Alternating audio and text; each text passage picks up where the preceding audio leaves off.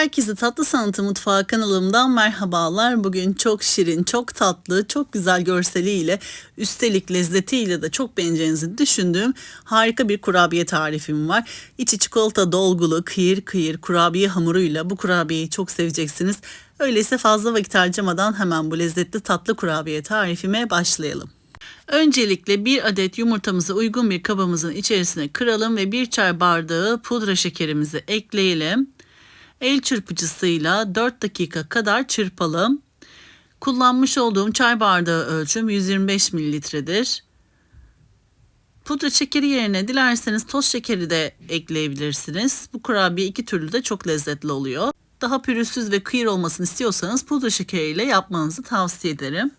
200 gram tereyağı ekliyorum. Tereyağı yerine dilerseniz margarin de ekleyebilirsiniz. 1 çay bardağı mısır nişastası ekliyorum. 3 su bardağı un ekliyorum ve 1 paket toz vanilya ekliyorum. Elimle hamurumu güzelce yoğuruyorum. Hamurumuzun harcını hamur kabartma tozu eklemiyoruz. Sadece yumurtanın etkisiyle hafiften kabarmasını sağlayacağız. Çünkü bu tarz desenli kurabiyelerde hamur kabartma tozu eklediğimiz zaman desen ortaya çıkmıyor. Kabarmanın etkisiyle pek güzel görüntü oluşturmuyor. Dağılma söz konusu oluyor. O yüzden bu tarz ince detaylı ve desenli kurabiyelerde hamur kabartma tozu kullanmamanızı tavsiye ederim.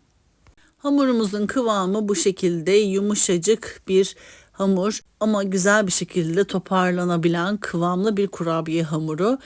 Bu kurabiye hamurunu tüm marmelatlı, reçelli kurabiyelerde yapabilirsiniz veya içerisine çikolata dolgulu yaptığınız tüm kurabiyelerde de yapabilirsiniz. Kurabiye hamuru hem kıyır hem de çok güzel şekil alabilen bir kurabiye hamurudur. Şimdi kurabiyemizin şeklini vermekle başlayalım. En önemli olan kısım bu kısım aslında. Kurabiye hamurumuzdan ceviz büyüklüğünde parçalar koparalım ve rulo şeklini verelim.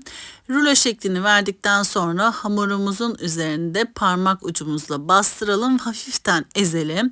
Sonrasında kürdan yardımıyla çapraz şeklinde çizgiler oluşturalım. Hafiften eğri şeklinde olacak ve bu çizgiye devamlı aynı çizgide olacak şekilde paralellikte çizgiler oluşturacağız. Ben kürdan kullandım. Dilerseniz yağ bıçağıyla da çok bastırmadan, keskin olmaması gerekiyor bıçağın. Çok bastırmadan da aynı şekilleri verebilirsiniz. Çizgilerimizi oluşturduktan sonra hamurumuzun uç kısımlarını parmak ucumuzla birleştirelim. Alt tabanı için çok küçük bir kurabiye hamuru parçası alıp yuvarlayalım ve parmağımızla ezelim.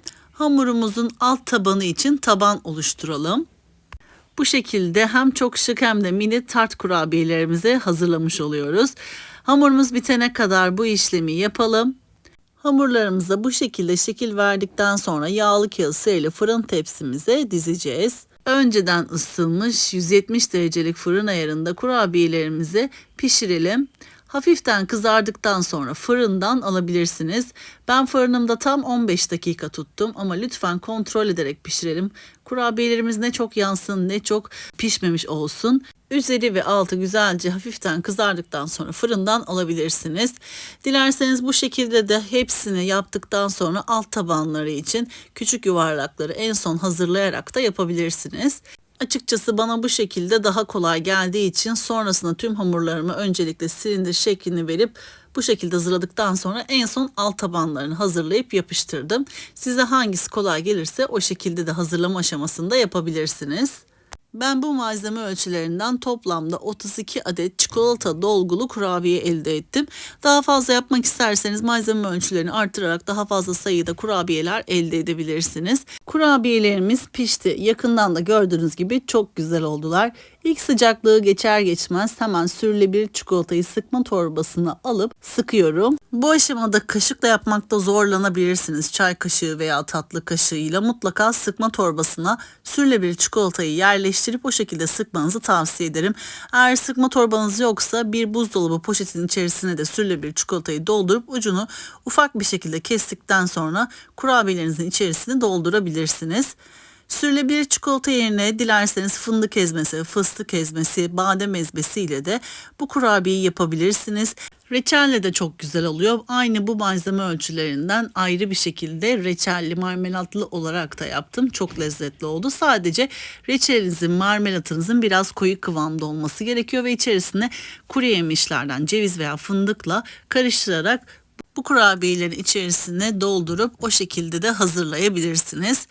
Kurabiyelerimin hepsinin içerisine sürülebilir çikolatayla doldurduktan sonra üzeri için Hindistan cevizi serpiyorum. Dilerseniz Antep fıstığı tozu, file fındık, file bademle de süsleyebilirsiniz. Her türlü çok şık, güzel gözükecektir. Gördüğünüz gibi zaten görüntüsü ne kadar lezzetli olduğunu, ne kadar şık olduğunu anlatıyor. Gerçekten yemesi de çok keyifli oldu. Tereyağlı mis gibi bisküvi tadında kurabiye hamuruyla çikolatalı iç dolgusunun uyumuna bayılacaksınız. Üstelik hamuru kıyır kıyır, ağızda dağılan ve uzun süre bayatlamayan bir kurabiyedir. Bu kurabiyeyi bu şekilde yaptıktan sonra hemen saklama kaplarına koyun. Sıkıca kapaklarını kapattıktan sonra derin dondurucunuzda uzun süre muhafaza edebilirsiniz. Yaklaşık 7-8 aya kadar derin dondurucuda muhafaza edebilirsiniz. Misafirlerinize veya sevdiklerinize ikram etmek istediğiniz zaman dondurucudan çıkarıp oda sıcaklığına geldikten sonra sunum edebilirsiniz. Bazı takipçilerim soruyor, kurabiyeler piştikten sonra mı yoksa pişmeden önce mi derin dondurucuda muhafaza edelim? Her iki türlü de olur. Çoğu kurabiye, bu kurabiyeyi de her iki türlü de yapabilirsiniz. Ben genelde pişirdikten sonra fazla olan kısmını saklama kaplarına koyup sıkıca kapattıktan sonra derin dondurucumda muhafaza ediyorum. Aniden gelen misafirler için gerçekten çok kurtarıcı oluyor bu şekilde. Yakından da gördüğünüz gibi kurabiyeler muhteşem oldu. Sunum tabağıma dizdim. Sizlere hemen yakından iç dokusunu, kurabiye hamurunun kıyırlığını göstermek istiyorum. Yiyen herkes hazır zannetti. Özellikle eşim şekline bayıldı. Buradan da anlaşılıyor ama yakından yaptığınız zaman sizler de çok beğeneceksiniz. Yemeğe kıyamıyorsunuz açıkçası. Şimdiden deneyecek olan herkesin ellerine kollarına sağlık. Böylelikle bir tarifimin daha sonuna geldik. Beni buraya kadar izlediğiniz için hepinize çok teşekkür ediyorum. YouTube kanalıma henüz abone olmadıysanız YouTube kanalıma abone olmayı, paylaştığım videolarıma beğeni bırakmayı lütfen unutmayınız. Gün aşırı yepyeni tariflerimi kanalımda sizler için paylaşıyorum. Anında haberdar olabilmek için bildirim zilini lütfen açınız. Böylelikle yepyeni tariflerimi ilk siz görmüş olacaksınız.